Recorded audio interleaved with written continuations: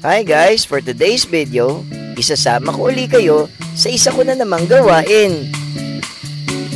So for today guys, nagbibigay tayo ngayon ng mini seminar and a little bit of training para ma-operate nila yung mga gamit nila sa kanilang church ng maayos at maganda. So ang mga ating tagapakinig ngayon ay yung kanilang mga pastor at yung mga elders na nagde-decide at bumibili ng mga gamit nila.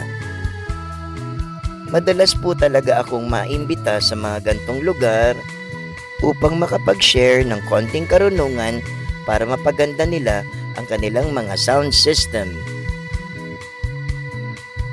Alam naman nating lahat guys na walang gamit na maganda kapag hindi alam gamitin. Kaya mas makakabuti na may mag-share at magtuturo ng tamang paggamit sa mga equipment na kanilang binili at kanilang ginagamit sa kanilang establishment.